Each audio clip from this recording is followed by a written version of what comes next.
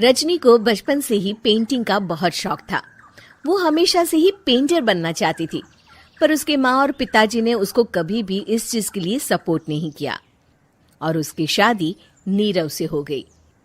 नीरव रजनी को बहुत प्यार करता था, पर रजनी हमेशा चुपचाप ही रहती। वो इस शादी से खुश नहीं थी। वो ये शादी नहीं करना चाहती थी। उसे तो हमेशा से पेंटर जो बनना था। अपने इस सपने को वो नहीं पूरा कर पाई, इसलिए वो हमेशा उदास रहती थी। रजनी, बहुत ही बढ़िया फिल्म लगी है, कल देखने चले? नहीं जी, कल मुझे बहुत काम है, मैं नहीं जा पाऊंगी। अच्छा तो कोई बात नहीं, संडे को चलते हैं। देखिए, मुझे फिल्म देखना पसंद नहीं है। आपको जाना है तो चले जाइए। नीरव को मना करके रजनी वहां से चली जाती है और अपने बैग को खोलकर उसमें बंद पड़े ब्रश और कलर्स को देखकर रोने लगती है। रजनी, चलो ना कहीं बाहर खाने चलते हैं, कुछ तुम्हारी पसंद का। जी, मुझे नहीं जाना, मेरी तबीयत ठीक नहीं है। रजनी वहां से चली जाती है। नीरव को समझ नहीं आता कि रजनी उससे इतना दूर क्यों रहती है। वो जब भी उसके साथ वक्त बिताना चाहता है, रजनी कोई ना कोई बहाना बना देती है। एक दिन घर पर कोई नहीं था। रजनी घर का सारा काम जल्दी से खत्म कर लेती है। घर पर अकेले होने के कारण वो सोचती है कि वो आज पेंटिंग करेगी। वो अपने कमरे में जाकर पेंट ब्रशेस और कलर्स निकालकर जैसे ही कलर मिक्स कर रही होती है कि दरवाजे पर बेल बज जाती है। अब कौन आ गया इस वक्त? इतनी मुश्किल से तो मुझे पेंट करने का मौका मिला है। रजनी दरवाजा खोलती है तो उसकी सास अपनी सहेलियों के साथ खड़ी होती है और सब घर के अंदर आ जाते हैं। अरे बहू, सबको शरबत बनाकर पिला दे, बाहर तो बड़ी गर्मी है। उफ। जी। रजनी पेंट ना कर पाने से उदास हो जाती है। उसे गुस्सा भी आ रहा होता है कि उसने इस शादी के लिए हाँ क्यों कह दी। वो रसोई में जा रही होती है कि उसकी सास उसे रोकती है। बहू, सबके खाने का भी इंतजाम कर लेना, आज का लंच तो ये सब यहीं करेगी। हाँ। रजनी बिना कुछ कहे रसोई में चली जाती है। सबके लिए खाना बनाती है। सब खाना खाते हैं और रजनी घड़ी देखती है कि ये सब कब जाएंगे ताकि वो अपनी पेंटिंग कर सके। जब शाम होती है तब सब चले जाते हैं अपने घर। अरे बहू, सब तेरे खाने की तो बहुत तारीफ कर रहे थे, सबको बहुत अच्छा लगा खाना। आपको मुझे सुबह बताना चाहिए था ना कि आपकी सहेलियां आ रही हैं। पता भी है कितना वक्त लगा सारा खाना बनाने में। अरे बहू, तू ऐसे कैसे बात कर रही है मुझसे? तो और कैसे बात करूं? मैं इस घर की कोई नौकरानी नहीं हूं कि इतना काम करूंगी।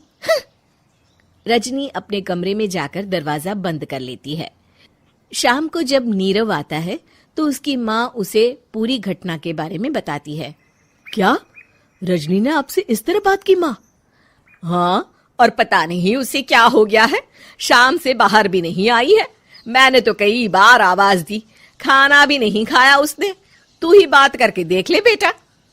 नीरव अपने कमरे का दरवाजा खटखटाता है। रजनी, दरवाजा खोलो, मैं हूं। रजनी दरवाजा खोलती है और फिर वापस जाकर अपने बिस्तर पर लेट जाती है। रजनी, माँ से बात करने का ये क्या तरीका है? मैंने कोई गलत बात नहीं की है। अरे तुम क्यों ऐसे बर्ताव कर रही हो सबके साथ?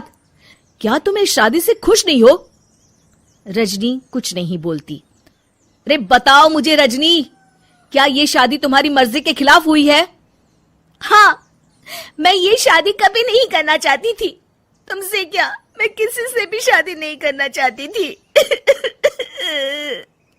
रजनी रोने लगती है।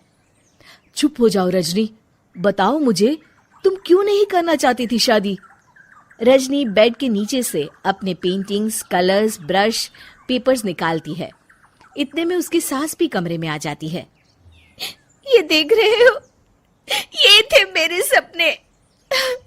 मैं पेंटर बनना चाहती थी, पर माँ पापा ने कभी सपोर्ट नहीं किया और मेरी शादी करवा दी। मेरे सारे सपने टूट गए। हर वक्त बस गुस्सा आता रहता है मुझे। मैं जानती हूँ कि आप लोगों की इसमें कोई गलती नहीं है, पर मैं क्या करूं, मुझे समझ में नहीं आता।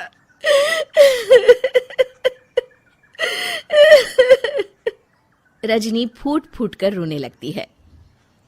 मुझे माफ कर दीजिए, आप दोनों के साथ मैं बहुत बुरा बर्ताव कर रही हूँ। अरे रजनी बेटा चुप हो जाओ तुम। नीरव पानी लेकर आता है। ये लो पानी पियो और शांत हो जाओ। रजनी पानी पीती है और उसकी सास पेंटिंग्स देख रही होती है। अरे नीरव, हमें तो पता ही नहीं था कि हमारी बहू कलाकार है। अरे कितनी अच्छी पेंटिंग्स बनाई है, देखो तो। ये वाली तो मैं अपने कमरे में ले जाऊंगी। आपको ये पेंटिंग्स अच्छी लगी?